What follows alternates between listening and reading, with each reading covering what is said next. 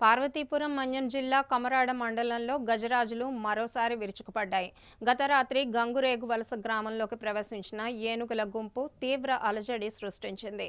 ఆరుగాలం శ్రమించి పండించిన పంటను కళ్ల ముందే ఏనుగులు నాశనం చేస్తుంటే రైతులు ఏమీ చేయలేక నిస్సహాయ స్థితిలో ఉండిపోయారు. పొలాల్లో నిల్వ ఉంచిన సుమారు 70 బస్తాల ధాన్యాన్ని ఏనుగులు తొక్కి చిందర వందర చేసి పూర్తిగా ధ్వంసం చేశాయి.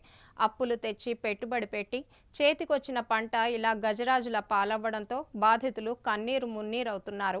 గ్రామ శివార్లలో ఏనుగుల సంచారంతో స్థానిక ప్రజలు ప్రాణ భయంతో వణికిపోతున్నారు.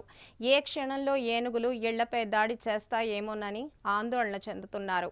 పదే పదే ఈ ప్రాంతంలో ఏనుగులు దాడులు చేస్తున్నా అధికారులు శాశ్వత పరిష్కారం చూపడం లేదని గ్రామస్తులు ఆగ్రహం వ్యక్తం చేస్తున్నారు. తక్షణమే అటవీ శాఖ అధికారులు స్పందించి ఏనుగుల గుంపును జనావాసాల నుండి దూరంగా తరలించాలని, ధ్వంసమైన పంటకు తగిన నష్టపరిహారం చెల్లించి తమను ఆదుకోవాలని రైతులు డిమాండ్ చేస్తున్నారు. ప్రభుత్వం స్పందించి తమకు న్యాయం చేసే వరకు వెనక్కి తగ్గేది లేదని వారు స్పష్టం చేస్తున్నారు. పార్వతీపురం మన్యం జిల్లా గంగవలస గ్రామం.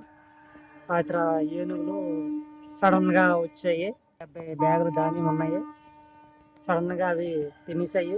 ఇప్పుడు ఈ నేటి చేయడం మాకు అర్థం కావట్లేదు. పంట నష్టపరిహారం ప్రభుత్వం కల్పించాలని మేము ఆశిస్తున్నాం.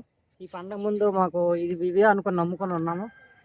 మరి దీనికి ఆధారంగా ఏ విధంగా మీరు చేస్తారు మాకు అర్థం అవ్వట్లేదు.